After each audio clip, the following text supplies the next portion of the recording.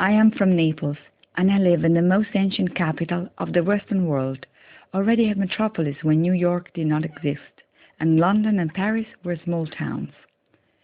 I am from Naples, and I belong to the oldest culture in Europe, the same culture that allowed us to speak Greek when everybody spoke Latin.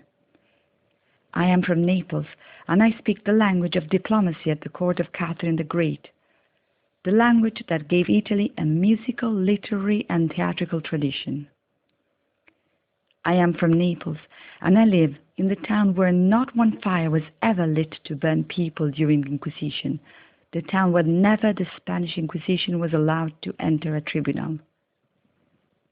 I am from Naples, and I live in a town proud to be recognized by its tolerance and hospitality, a town where new and ancient gods live together, and souls are big enough to hold and love them all. I am from Naples, and I live in the town that invented il sospeso, the coffee paid to the stranger whom you will never know, so that no one would feel so poor as not to be able to afford a coffee. I am from Naples, and I live in a town that even at the highest point of its splendor never invaded other countries to dominate and rule over the people with their arms. We always conquered them with love, song, and culture. I am from Naples, and I live in the town that, alone with Paris, gave meaning to the word flâneur, wandering for the sake of wandering, to enjoy the sight of human life. I am from Naples, and I own the past and the future, because this is the town where everything starts and everything ends.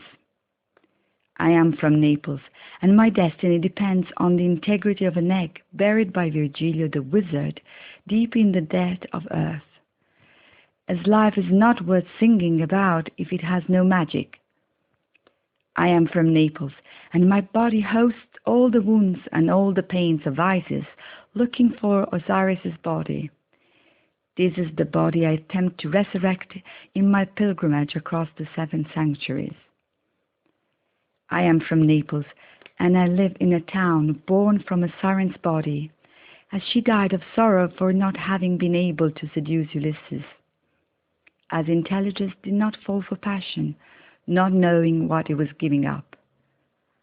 I am from Naples, and I live in a town where Christian Andersen, coming to visit us from the cold lights of the deepest north, said as he was leaving, "When I die, I will come back to Naples to become a ghost, because the night here is unbelievably beautiful." We could carry on forever, but, being from Naples, I cannot avoid spending a thought for Borghezio and his pals. We will never be capable of so much hatred. We love the courage of irony, and, to the people at the football match insulting and screaming, "Neapolitans, we hate you all," we ironically replied, "Juliet is a trollop." Shakespeare did not take offense. The idiots did not understand. The whole world laughed.